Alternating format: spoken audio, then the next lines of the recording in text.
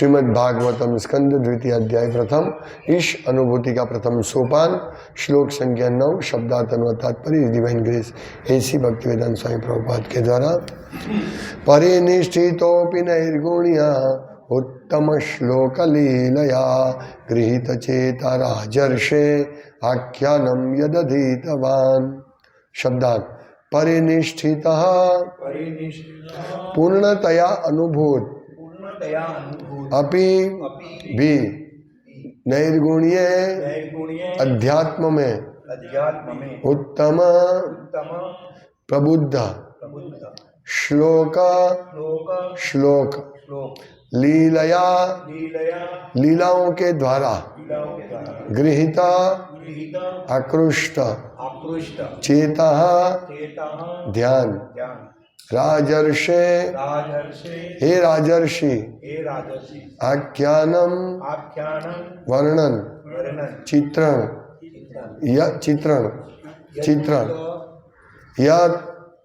जो अधीतवान मैंने अध्ययन किया है। अनुवाद। हे राजर्षि, मैं अध्यात्म में दृढ़तापूर्वक पूर्ण रूप से स्थित था, तथापि मैं उन भगवान की लीलाओं के वर्णन के प्रति आकृष्ट हुआ जिनका वर्णन प्रबुद्ध उत्तम श्लोकों द्वारा किया जाता है। तात्पर्य। सर्वप्रथम परम सत्य की अनुभूति दार्शनिक चिंतन द्वारा निर्विशेष ब्रह्म के रूप में की जाती है और दिव्य ज्ञान के प्रगति के साथ साथ बाद में परमात्मा रूप में की जाती है। किंतु यदि भगवत कृपा से कोई निर्विशेषवादी श्रीमद् भागवत के श्रेष्ठ कथनों से प्रबुद्ध होता है तो वह भगवान का दिव्य भक्त बन जाता है। अल्प ज्ञान के कारण हम परम सत्य का व्यक्तित्व होने के सिद्धांत समझ नहीं सकते एवं भगवान के व्यक्तिगत कार्यकलापों के प्रति अल्पज्ञ निर्विशेषवादी खेद व्यक्त करते हैं। किंतु विवेक बुद्धि एवं तर्कों के साथ साथ परम सत्य तक पहुंचने की दिव्य विधि कट्टर से कट्टर निर्विशेषवादी को भी भगवान के साकार कार्यकलापों के प्रति आकृष्ट होने में सहायक बन सकती है। सुखदेव गोस्वामी जैसे व्यक्ति किसी सांसारिक कार्य के प्रति आकृष्ट नहीं हो सकते, किंतु जब ऐसे भक्त को श्रेष्ठ विधि द्वारा आश्वस्त कर लिया जाता है तब वे अवश्य ही भगवान के दिव्य कार्यकलापों के प्रति आकृष्ट होते हैं। भगवान दिव्य है और उसी तरह उनके कार्यकलाप भी दिव्य है। वे न तो निष्क्रिय है न निर्विशेष। ओम ज्ञानतिमिरान्धस्य ज्ञानञ्जनशलाकया चक्षुरुन्मिलितं येन तस्मै श्रीगुरुवे नमः। श्रीचैतन्यमनोभीष्टं स्थापितं येन भूतले स्वयं रूपकदामयं ददाति स्वपदान्तिकं। वन्देऽहं श्रीगुरु श्रीयुतपदकमलं श्रीगुरुं वैष्णवांश्च श्रीरूपं साग्रजातं सहगण रघुनाथान्वितं तं सजीवं साद्वैतं सावधूतं परिजन सहितं कृष्ण चैतन्यदेवं श्रीराधा कृष्णपादान् सहगण ललिता श्री शाखान्वितांश्च। हरे कृष्ण कृष्ण कृष्ण हरे हरे, हरे राम राम राम हरे हरे। हरे कृष्णा। भगवान का साक्षात्कार 3 स्टेप में होता है। वदन्ति तत्तत्त्वविदस् तत्त्वम् यज् ज्ञानम अद्वयम ब्रह्मेति परमात्मेति भगवान इति शब्दयते। तो सबसे पहला साक्षात्कार है ब्रह्म साक्षात्कार, यानी भगवान। ये साक्षात्कार किससे होता है? ज्ञान योग से। ये तीनों योग आध्यात्मिक है। ज्ञान योग, ध्यान योग और भक्ति योग, ये तीनों आध्यात्मिक है और तीनों में भगवत साक्षात्कार होता है। लेकिन साक्षात्कार की पूर्णता सिर्फ भक्ति योग में होती है, क्योंकि भगवान का जो अंग ज्योति यानी निराकार ब्रह्म ज्योति का जो साक्षात्कार है वो अपूर्ण साक्षात्कार है। जब व्यक्ति शुरुआत कर, तर्क से ये हो सकता है, तर्क से भगवान का निराकार साक्षात्कार हो सकता है। तर्क यानी वेद शास्त्र पढ़ने के बाद वो तर्क वितर्क करते हैं और फिर लास्ट में वो इससे कंक्लूजन पर आते हैं, उनका परम सिद्धि क्या है, ज्ञानियों की परम सिद्धि क्या है, मुक्ति प्राप्त करना, यानी निराकार ब्रह्म की ज्योति में घुल जाना। तो परीक्षित महाराज मतलब सुखदेव गोस्वामी ऐसे निर्विशेषवादी थे, निर्विशेष। तो भगवान के, क्योंकि उनको ज्ञान था और ज्ञान के आधार से, तर्क वितर्क के ज्ञान से है वे इन तक पहुंच सकते थे। और दूसरा भगवान तक पहुंचते हैं ब्रह्म का पासा में। भगवान का 3 पासा है, ब्रह्म थी, परमात्मा थी और भगवान थी। तो ब्रह्म तक पहुंच सकते हैं निर्विशेषवादी। फिर जो ध्यान योगी, अष्टांग योगी, हठ योगी अलग अलग आसन करके योग ग्रहण धारण करते हैं, तो ये लोग परमात्मा तक पहुंच सकते हैं, लेकिन सिर्फ और सिर्फ भक्ति भगवान को समझ सकते हैं। और ये निर्विशेषवादी क्या होते हैं, प्रभुपाद लिखते हैं कि वो भगवान को निराकार मानते हैं और सोचते हैं कि ये जो आकार है वो तो ये माया है, इसीलिए भगवान की कोई भी कार्यकलाप है वो सब माया है, वो चर्चा नहीं करते हैं भगवान की। इसीलिए वो लोग क्या बोलते, ओम। मायावादी को पकड़ना है निर्विशेषवादी को, तो लोग ये शब्द का बहुत ज्यादा उपयोग करते हैं, ओम। बोले ओम भी निराकार ऐसा वो समझते हैं, लेकिन ओम भी भगवान का प्रतिनिधि है, भगवान है ओम। और दूसरा वो परमात्मा शब्द उपयोग करते हैं, निराकार परमात्मा, परमात्मा और निराकार। भगवान को वो कभी कृष्ण शब्द नहीं बोलते, वो राम नहीं बोलते, क्योंकि वो इतने अपराधी है। चैतन्य महाप्रभु ने बताया कि वो इतने अपराधी है कि उनके मुंह से राम या कृष्ण शब्द नहीं निकलते। जो प्रखर प्रखर निर्विशेषवादी होते हैं ना, वो राम कृष्ण का नाम नहीं लेते वो लोग, क्योंकि वो समझते हैं तो ये सब माया है।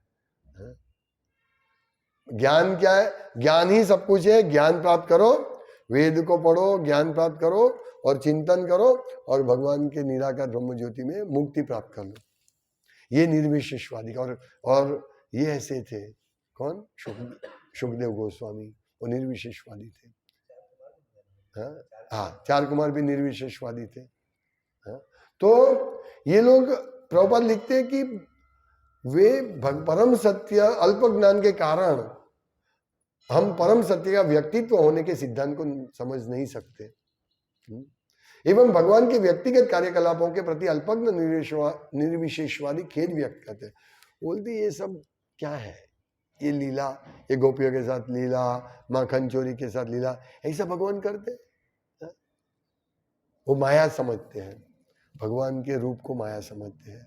हाँ? और वो चर्चा नहीं कर सकते हैं, उनका बड़ा दुर्भाग्य है। वो तप करते हैं, योग करते हैं, हाँ? लेकिन भगवान का प्रसाद भी नहीं खाते हैं, क्योंकि वो सब को माया समझते हैं। लेकिन हम देखते हैं प्रापंचिकतया बुद्धि हरि वस्तु, हरि संबंध वस्तु न मुमुक्षु भी परित्यागो वैराग्यम फल्गुम कथ्यते। ये वही फल्गु वैराग्य है, यानी क्या नकली वैराग्य है, क्या, प्रापंचिक तया बुद्धि हरि संबंधी वस्तु। वो ऐसे सोचते हैं कि ये जो हरि के संबंध, हरि की कोई भी वस्तु है, हाँ, वो सब क्या है, ये भौतिक है। और मुमुक्षु भी परित्याग, उसको त्याग करते हैं, नहीं नहीं ये फूल सूंघने का नहीं, हाँ, ये माया है, ये फूल को भगवान की जगह क्या है, भगवान को क्या जरूरत है फूल चढ़ाने का, ये तो माया की मूर्ति है, तुमने ये रूप बना लिया अपने मन से, ऐसे वो सोचते हैं। इसीलिए वो भगवान की सेवा नहीं करते वो। और सब चीज को हम क्या, हमारे पास 1 रुपया हो तो हम 1 रुपया भी भगवान की सेवा में लगा देंगे ना। हा? मायावादी ये सब नहीं करते, वो पैसा को छुएंगे नहीं, नहीं नहीं नहीं पैसा। जैसे एक प्रखर मायावादी भी, ये सब नियो मायावादी है। मायावादी वास्तविक अभी ऐसे मायावादी दिखते नहीं है, लेकिन एक ऐसा ही मायावादी है बिल्कुल, हाँ, उसको कुछ ज्ञान नहीं था। तो वो व्यक्ति, वो बोलते हैं तुम पैसे को क्यों नहीं हाथ लगाते हो? बोला पैसे को मेरे गुरु हाथ लगाएंगे तो उसको पैरालिसिस हो जाएगा, इसलिए वो दूर रहते हैं। तो प्रभुपाद कहते हैं कि यदि कोई पैसा देना चाहते हैं कृष्ण की सेवा में, तो मैं 10 हाथ से पैसा ले सकता हूं। हाँ? पर ये जो मुमुक्षु भी परित्याग हो, ये सब भगवान का ज्ञान नहीं है इन लोगों को। वो जब हम लोग प्रसाद, स्वादिष्ट प्रसाद भगवान को अर्पण करते हैं, भोग, और फिर ग्रहण करते हो, तो ये लोग तो अपनी इंद्रिय तृप्ति कर रहे हैं, ये माया में है। भक्त लोग माया में ऐसा समझते हैं, लेकिन भक्त लोग स्वादिष्ट प्रसाद ग्रहण करते हैं कृष्ण सेवा के रूप में। ये कृष्ण की सेवा है, मैं इसको ग्रहण करता हूं। वो खिचड़ी होगा तो भी खा लेगा, सूखी रोटी होगी तो भी खा लेगा यदि वो कृष्ण प्रसाद है, और मिष्टान भी खा लेगा यदि वो कृष्ण प्रसाद है। यदि वो कभी भी बाहर का मिष्टान को देख के आक्रोश नहीं होता है, वो सोचता हाँ मैं भी ये खा लूं, उसको ऐसा नहीं होता है। जो भक्त होता है ऐसा है। तो मायावादी लोग ऐसे नहीं है, निर्विशेषवादी लोग ऐसे नहीं होते हैं। वो तो माया समझते, इसीलिए वो दुखी रहते हैं। देखो, भक्त सुखी रहता है। भक्त ऐसा सादा प्रसाद खा के या कुछ भी खा के वो भगवान की सेवा करने के हेतु प्रसाद ग्रहण करता है, वो खुश रहता है। लेकिन ये नहीं नहीं नहीं, हम अच्छा नहीं खा सकते हैं, हाँ, इसीलिए वो क्या खाता है, सूखा रूखा खाता है वो, है ना। उसके नसीब में ही नहीं है, भगवान से दूर रहता है वो, भगवान भी उसको भोग नहीं भुगतने देते हैं, हाँ, क्योंकि उनका दिमाग ही ऐसा है। जैसे सामने लोग है, तो मैंने बताया था, वो लोग का एक 10 दिन 15 दिन का कुछ सेमिनार होता है, ये कुछ क्या बोलते हैं मुझे मालूम नहीं है। तो उसमें खाने का कंट्रोल, मतलब बाफा हुआ खाना है, हाँ, बॉइल्ड खाना है, और एक टाइम ही खाना है कुछ। भगवान को तो भोग लगाने का कोई सवाल ही नहीं उन लोगों में, सामने वाले ऐसे खाते हैं। फिर मतलब कहने का मतलब उनको जीवन का आनंद नहीं आता है, लेकिन और पाप भी लगता है, क्योंकि वो भगवान को अर्पण करके नहीं खाते हैं। और सूखा रूखा जो भी खाते हैं बॉइल्ड, लेकिन भगवान को अर्पण नहीं, इसलिए वो पाप खाता है और इसलिए वो दुखी रहता है। और भगवान का भक्त स्वादिष्ट खाता है या सादा खाता है, लेकिन वो बहुत खुश रहता है, क्योंकि वो उसका हृदय से वो खुशी आती है। यही आत्मा सुप्रसिद्ध थी, उसका हृदय आत्मा प्रसन्न रहता है भगवान की सेवा करते हुए। तो अभी हम सोचना है कि हमें बहुत मेहनत करके निर्विशेषवादी की तरह ज्ञान ज्ञान ज्ञान, हाँ, सब वेदाध्ययन करते रहते हैं, लेकिन अंत में सार क्या निकालते हैं, नहीं थी, हाँ, भगवान ये भी नहीं है वो भी नहीं है, भगवान निराकार है। इसीलिए ये सब अशांत रहते हैं, हाँ? उनको खाना मिलता नहीं है अच्छा। मतलब मैं कर्मियों की बात नहीं कर रहा हूँ, कर्मी तो खाते हैं पूरा तमोगुण में चले जाते हैं, लेकिन मैं जो मायावादी निर्विशेषवादी है, वो लोग अच्छा खाते नहीं और दुखी रहते हैं, क्योंकि उनको मेहनत बहुत करनी पड़ती है, हाँ?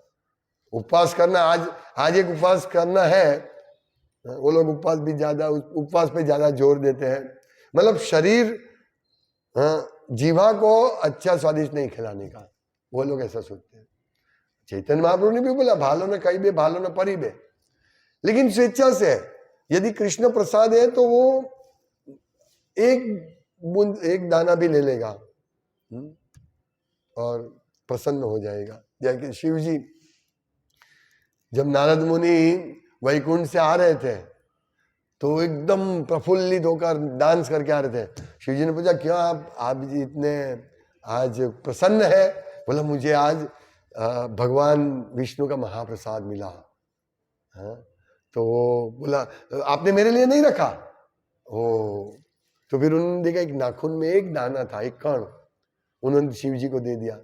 शिव जी को प्रसन्न करके एकदम तांडव नृत्य करने लगे, इतने प्रसन्न हो गए। वो देख के पार्वती माता ने पूछा कि आप क्यों इतने प्रसन्न हैं? बोला, मैंने कृष्ण का महाप्रसाद लिया। हाँ? तो पार्वती, मुझे नहीं दिया? इतना ही था तो मैंने ले लिया। तो वो तप करने चले गए पार्वती माता, और तप करने के बाद भगवान प्रसन्न हुए। और भगवान ने बोला कि मैं कलयुग में नहीं, द्वापर के अंत में कभी आऊंगा जगन्नाथ के रूप में, और मेरा महाप्रसाद सबसे पहले तुमको मिलेगा। इसलिए आज भी जगन्नाथपुरी में जगन्नाथ भगवान को भोग अर्पण करने के बाद विमला देवी को जाता है, और फिर विमला देवी का प्रसाद महाप्रसाद, वो वैष्णवी है। विमला देवी, पार्वती देवी वैष्णवी है। तो वो प्रसाद किनको जाता है, फिर आनंद बाजार में आता है, फिर बाहर जाता है। तो ये प्रसाद का कितना महत्व है, लेकिन सामान्य लोग नहीं समझ सकते हैं। हाँ, वो प्रसाद नहीं देखते हैं। इसलिए हम लोगों को भी प्रसाद ग्रहण करने के टाइम ऐसा नहीं सोचना चाहिए ये ऐसा क्या बोलते हैं कि ये मैं इंद्रिय तृप्ति कर रहा हूँ या मैं सेवा कर रहा हूँ। हाँ, ऐसा नहीं, थोड़ा ऐसा नहीं सोचना ये स्वादिष्ट इतना नहीं, इतना मजा नहीं आ रहा है प्रसाद में, नहीं। हमें पूर्ण आदर से प्रसाद ग्रहण करना चाहिए। तो ये निर्विशेषवादी का दुर्भाग्य है कि उनको प्रसाद नहीं मिलता है बेचारे को। इसीलिए वो लोग अशांत रहते हैं। और कृष्ण भक्त निष्काम अतएव शांत, उनको बस प्रसाद ग्रहण करो और शांत रहता है उसका, क्योंकि प्रसाद एक दवा है। उपचार और परहेजी, तो प्रसाद दवा है और हमारा परहेजी है 4 प्रकार के नियम करना, और दवा हरे कृष्ण महामंत्र, और प्रसाद उपचार दवा है। तो ये दवाई लेकर हम भव रोग से तुरंत निकल सकते हैं और हमारा हृदय स्वच्छ होगा।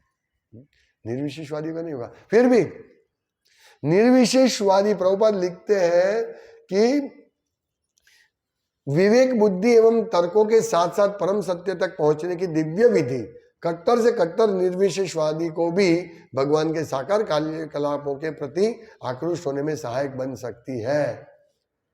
तो दिव्य विधि क्या है? परम सत्य तक पहुंचने की दिव्य विधि क्या है? भगवान का नाम रूप गुण लीला महिमा का कीर्तन करना, श्रवण करना, श्रवणम कीर्तनम विषय दिव्य विधि है। ये इस जगत की विधि नहीं है। दिव्य यानी तीनों गुणों से ऊपर, उत्तम उत्तम, वो ये स्तर की नहीं, भौतिक स्तर की विधि नहीं है ये। यानी हम जो रोज हरे कृष्ण महामंत्र कीर्तन कर रहे हैं या भागवतम सुन रहे हैं, श्रवण कीर्तन कर रहे हैं, जप करते हैं, आरती करते हैं, तो ये सब दिव्य स्तर की विधि है। हम लोग इस भौतिक जगत में रहते हुए भी हम दिव्य स्तर की विधि कर रहे हैं। जैसे भगवान भौतिक जगत में आते हैं तो क्या वो भौतिक जगत के गुणों के साथ मिश्र हो जाते? नहीं, वो हमेशा अलिप्त रहते हैं। तो ये जो दिव्य अभी समझिए, विवेक बुद्धि हम तर्कों के साथ साथ, ये विवेक बुद्धि इसमें मतलब डिस्क्रिमिनेशन, विवेक बुद्धि क्या करना चाहिए क्या नहीं करना चाहिए, इसके साथ हमें क्या करना चाहिए क्या नहीं करना चाहिए, विवेक बुद्धि एवं तर्कों के साथ साथ, ये सब हम तर्क कर रहे हैं ना। तर्क मतलब ये जो निर्विशेषवादी करते हैं ऐसा तर्क नहीं। हम सोच सकते हैं कि भाई एक ये भगवान ने जो पुष्प फूल बनाते उगाते हैं या कोई भी चीज में हम देख सकते हैं, सामान्य तर्क के साथ बुद्धि, विवेक बुद्धि हम लगा सकते हैं कि देखिए भगवान ये पेड़ पे फूल उगाते हैं, अभी ये नारियल के झाड़ पे कितना नारियल है, तो ये सब भगवान ये सब करते हैं, तो कोई व्यक्ति तो है ना। और वो व्यक्ति स्वयं, कृष्ण स्वयं, भगवत गीता पढ़ेंगे तो हम कृष्ण स्वयं ये बोलते हैं कि ये सब मेरे से उत्पन्न होता है, हम सर्वस्य प्रभव मत्त सर्वम प्रवर्तते, ये सब चीज भगवान, ये सिंपल तर्क है। भगवान ने बोले सब, तो ये सब चीज भगवान का है, तो ये सब भगवान की चीज को भगवान में अर्पण करो, क्या बड़ी बात है। भगवान, अभी देखिए तर्क 2 प्रकार के हैं। अभी भगवान का 16,108 शादी देखकर, भगवान की 16,108 रानी को देखकर, यानी भगवान ने इतनी शादी की, तो देख के निर्विशेषवादी क्या तक करेंगे, ये सब मिथ्या, ऐसा थोड़ी हो सकता है, एक व्यक्ति की इतनी एक कैसे हो सकती है। और भक्त क्या सोचते हैं, हाँ क्यों नहीं हो सकता है, भगवान अचिंत्य है। जैसे मोची और ब्राह्मण का उदाहरण आता है ना कि भाई वट वृक्ष, एक वट वृक्ष के हजारों बीज होते हैं और हजारों बीज में ऐसा ही हजारों वट वृक्ष की शक्ति है। ये तर्क है, इसको तर्क बोलते हैं। ये तर्क से हम भगवान को समझ सकते हैं। अभी मैं एक सोच रहा था, प्रभुपाद इसमें कहते हैं कि विष्णु भगवान कहते हैं कि जब पूछे लोग तो बोलना कि एक सोए के नोक से हाथी पसार कर रहे थे भगवान। तो मैं यही सोच रहा था कि जो सोई है ये तो बहुत पहले की है, हमने कोई हमारे आधुनिक खोज नहीं की है, क्योंकि ये बात का वर्णन ये पुराण की कथा है, इसमें सोई का उल्लेख आता है, यानी ये सोई थी। हम सोचते आधुनिक हमने सोई की खोज की, नहीं, सोई थी। हाँ? तो मैं सोचता हूँ कोई लोग ऐसा बोलते कि धागे और सोई से भगवान का हार बनाना, वो नहीं बनाना है, उससे अच्छा ऐसे बांध के बनाने से। जगन्नाथपुरी में ऐसे करते हैं, साउथ इंडिया में कभी कभी ऐसे कहीं मंदिर में ऐसे करते हैं, वो लोग सोई का उपयोग नहीं करते, सोई धागे का। तो मैंने यही सोचा सोई तो पहले से ही है। एनीवे, कहने का तात्पर्य कि भगवान को तर्क से हम समझ सकते हैं। ये तर्क लगाया मोची ने, ब्राह्मण तर्क नहीं लगा सका, वो निर्विशेषवादी था। उसने बोला ऐसा कैसे हो सकता है भाई, हाथी सोई के काने में से, नोक में से कैसे पसार हो सकता है। लेकिन मोची ने तुरंत, ऐसे ही भक्त ऐसे होते हैं, निर्विशेषवादी और भक्त में यही अंतर है। लेकिन यदि निर्विशेषवादी कोई है और हमारे साथ भक्तों का संग में हो जाता है और धीरे धीरे धीरे वो भक्तों को ज्ञान देने की बजाय भक्त से सीखता है, हाँ, तो वो प्रबुद्ध हो सकता है, वो फर्स्ट क्लास भक्त बन सकता है, फिर वो भगवत धाम जा सकता है। यहाँ यही बताया कि दिव्य विधि से कट्टर निर्विशेषवादी को भी भगवान के साकार कार्यकलापों के प्रति आकृष्ट होने में सहायक बन सकती है। सुखदेव गोस्वामी जैसे व्यक्ति किसी सांसारिक कार्य के प्रति आकृष्ट नहीं हो सकते थे। ये लोग जो है निर्विशेषवादी, उनको कोई रुचि नहीं रहती है। जो रियल निर्विशेषवादी होते हैं ना, वो सब चीज से ऊपर परे होते हैं, मतलब भौतिक, उनको धन के लिए या इसके पीछे कोई घर रखना, ये आकृष्ट नहीं होते हैं जो सच्चे निर्विशेषवादी होते हैं। जैसे बहुत साल पहले मेरे एक मित्र ने बोला, उनके दादा जो मतलब उनके गुरु के गुरु निर्विशेषवादी थे, वो बोले वो पैसे से मतलब उनको कोई रुचि नहीं है, पर उसके पास ऐसी शक्ति है कि वो हजारों लाखों रुपया बना सकते हैं। तो मैंने बोला उनके पास ऐसी सिद्धि है। तो उस टाइम मैं सोचता था, अरे सिद्धि है तो उसका उपयोग करके धन ले ले और फिर भक्ति करें, मैं ऐसा सोच रहा था।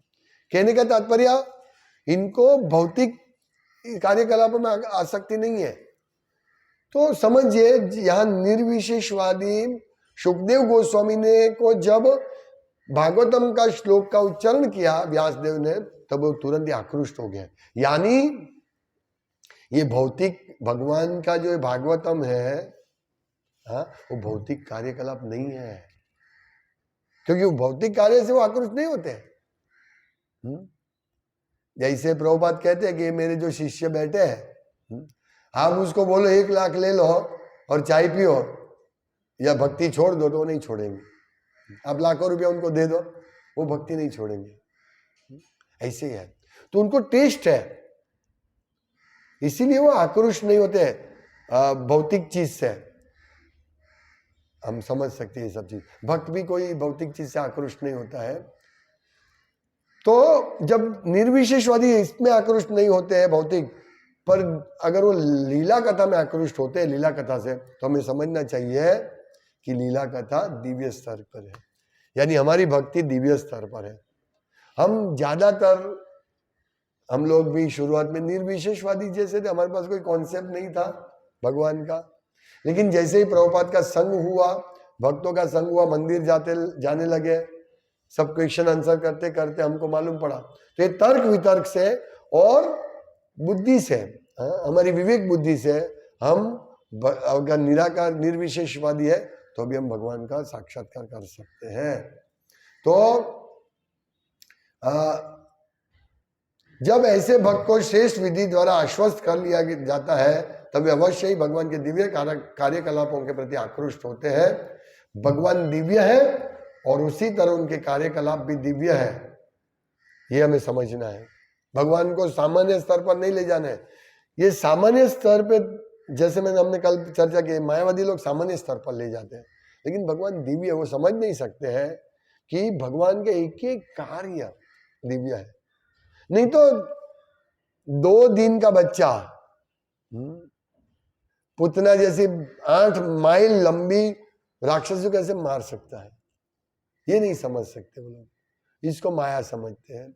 लेकिन यह स्पष्ट लिखा है भगवान दिव्य है और उनके कार्यकलाप भी दिव्य है।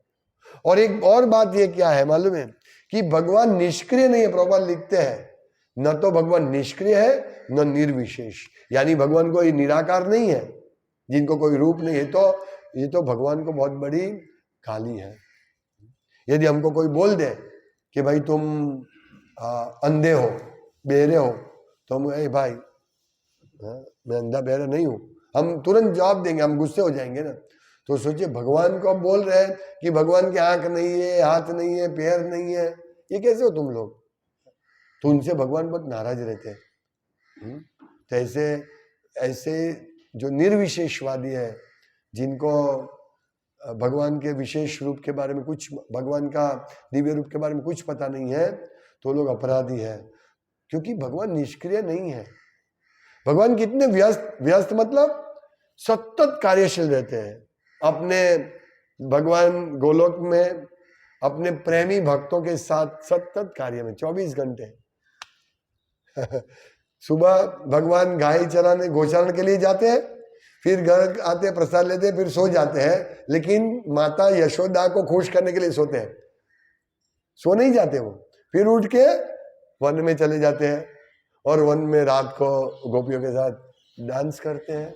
फिर सुबह होने से पहले भगवान वापस बिस्तर में आ जाते हैं और यशोदा में उसको उठाते हैं। यशोदा में को लगा ये तो मेरा बेटा बहुत सोया हुआ है। तो भगवान निष्क्रिय नहीं है, यही तो भगवान की दिव्य कार्यकलाप है ना।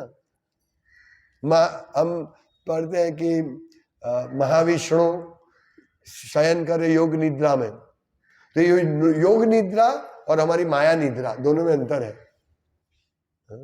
ये निद्रा वास्तव में तमोगुणी है, और जो हम लोग माया निद्रा, माया को सुख प्राप्त करें निद्रा में, तो हम तमोगुण में है। और योग निद्रा क्या, भगवान वास्तव में सोते नहीं है, आनंद लेते हैं, क्योंकि वो सच्चिदानंदमय विग्रह है। इसीलिए भगवान की योग निद्रा, भगवान की निद्रा और हमारी निद्रा पर, लेकिन भगवान सोते ही नहीं। कहाँ सोते हैं, कहाँ टाइम मिलता है भगवान को सोने के लिए?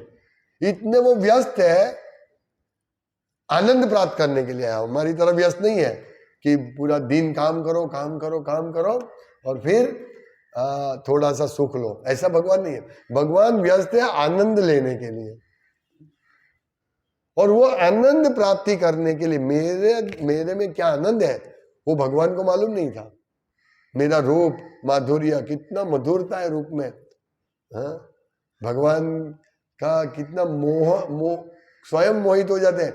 तो वो आनंद लेने के लिए भगवान श्रीमती राधा रानी का भाव ग्रहण करके आए हैं, क्योंकि राधा रानी सबसे सर्वोच्च भक्त है, और वो भगवान का पूर्ण आनंद, भगवान में क्या माधुर्य है, क्या मधुरता है भगवान में, वो सिर्फ राधा रानी समझ सकते हैं पूर्ण रूप से। इसीलिए चैतन्य महाप्रभु रूप में भगवान आते राधा रानी का भाव लेकर, ताकि वो पूरा आस्वादन कर सके। और हम अंत्य लीला में देख सकते हैं कि भगवान पिछले 6 साल में तो भगवान बिल्कुल प्रमत्त थे, बिल्कुल आनंद ले रहे थे, एक पागल की तरह, उन्मत्त, दिव्य उन्मत्त पागल की तरह भगवान आनंद ले रहे थे। बहुत सुंदर कथा है चैतन्य चरितामृत में। तो ये तो भगवान की लीलाओं में हमेशा आनंद है, और निष्क्रिय नहीं है भगवान और निर्विशेष नहीं है। ये 2 चीज हमें समझना है। भगवान को जो निराकार बोलते हो तो बहुत पागल लोग हैं, कैसे निराकार हो सकते हैं? ये फूल का आकार है, मेरा आकार है, आपका आकार है, सुनने वाले का आकार है, और भगवान निराकार, तो ये समझना है। तो शुकदेव गोस्वामी कहते हैं कि ये राजर्षि में अध्यात्म में दृढ़ता पूर्वक पूर्ण रूप से स्थित था, तथापि मैं उन भगवान की लीलाओं के वर्णन के प्रति आकृष्ट हुआ। उनका वर्णन प्रबुद्ध उत्तम श्लोकों द्वारा किया जाता है, उत्तम श्लोकों द्वारा भगवान का वर्णन किया जाता है। यदि हम भागवतम पढ़ते हैं ना, तो भगवान के रूप का वर्णन आता है, तो इतना सुंदर, हम ध्यान से पढ़ेंगे ना, इतना सुंदर रूप है, भगवान के बाल का वर्णन है, भगवान के अधर का वर्णन है, आंख का वर्णन है, अधोक्षज सॉरी पद्म पलाश प्रभुपाद कहते हैं ना, अरविंदाक्ष, भगवान का आंख की तुलना पद्म कमल से, सबसे सुंदर फूल है ये कमल पद्म। तो ये सब प्रशंसा की गई है। तो जब हम भागवतम में भगवान का वर्णन सुनेंगे और जब उनकी उत्तम श्लोक से जब भक्तगण प्रार्थना करते हैं या भगवान की लीला होती है तो हमें आकृष्ट करती है। कौन आकृष्ट नहीं होगा ऐसे भगवान से जो ऐसे भूखे नहीं है फिर भी खाना अपने भक्तों के साथ खाना ग्रहण करते हैं। विदुर महात्मा के पास ऐसी लीला ऐसी लीला सुन के भक्त बहुत खुश होता है। हम सब जानते हैं, जैसे ये मोची और ब्राह्मण की कथा सब जानते हैं, फिर भी हम आनंद लेते हैं। ऐसे ही विदुर महाराज के वहां भगवान जाते हैं, भक्त का उनका भाव से इतने प्रसन्न हो जाते हैं कि वो केला नहीं छिलका खाते हैं। ये है भगवान। तो ये दिव्य कार्यकलाप है, भगवान का दिव्य कथा है। तो ऐसे ही हम लोग हर रोज भगवान को भोग अर्पण करते हैं और भगवान भोग स्वीकारते हैं। ये स्वीकारते हैं और हमारी भक्ति में प्रगति होती है। तो ये तर्क है, बुद्धियुक्त तर्क है कि भाई निर्विशेषवादी सोचते हैं जैसा तुमने भगवान को अर्पण किया वैसा क्या, वैसे तो बाल लेके आ रहे हो, भगवान कहाँ खाएंगे, फोटो है क्या खाएंगे। वो समझते तुम्हारा फोटो भी भगवान का फोटो एक ही है। नहीं, प्रभुपाद समझाते हैं कि भगवान पूर्ण रूप से शक्तिशाली है। या मेरा फोटो होगा फोटो में, उसमें मेरी शक्ति नहीं है क्योंकि मैं इतना शक्तिशाली नहीं हूं, लेकिन भगवान पूर्ण रूप से शक्तिशाली है। इसीलिए भगवान का फोटो में भी भगवान की पूर्ण शक्ति है। इसलिए हमें ये जरा भी नहीं समझना चाहिए कि भगवान यहाँ जो खड़े हैं वो विग्रह ही है, साक्षात भगवान ही है। तभी तो वो भोग ग्रहण करते हैं ना और हम प्रसाद खाते हैं। यदि हम ऐसे बाहर का जैसे बनाया और अगर भगवान भोग नहीं ग्रहण करते तो हमारी चेतना ऐसी दुष्ट मलिन होती ना, हमारी चेतना मलिन होती ना। लेकिन हमारी चेतना, हमारी प्रगति हो रही है, हमें भगवान की सेवा करने का और उत्साह आता है, हमारी प्रगति हो रही है। यही समझना चाहिए कि भगवान भोग ग्रहण कर रहे हैं। समझ रहे तर्क? ये तर्क सिंपल तर्क है।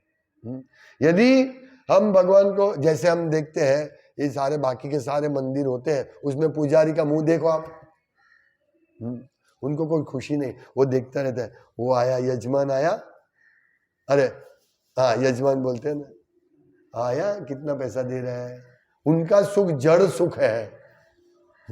और ये आया, ये तो बहुत बहुत सारा फल फ्रूट लेके आता है, फिर उसको बराबर नहीं। पुजारी ऐसा नहीं होना चाहिए। पुजारी संतुष्ट होना चाहिए कि मैं तो, मेरा सौभाग्य कि मैं ये अखिल ब्रह्मांड के नायक का पूजा कर रहा हूं, उनको भोग अर्पण करके मैं प्रसाद ग्रहण। तो ये दिव्य रस है, ये दिव्य रस है जो सामान्य लोग नहीं समझ सकते। हमें ये दिव्य रस की हमें अनुभूति होती है और हमें इसको रियलाइज करना है कि ये बात तो सही है कि पहले मैं जब भक्ति में आया तो मैं ये सेवा करने का मेरा इतना रुचि नहीं होता था।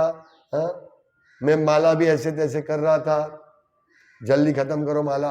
लेकिन धीरे धीरे मेरी माला करने की रुचि बढ़ती है। मतलब ध्यान नहीं है फिर भी मैं माला तो अच्छी करने के लिए मुझे अच्छा लगता है।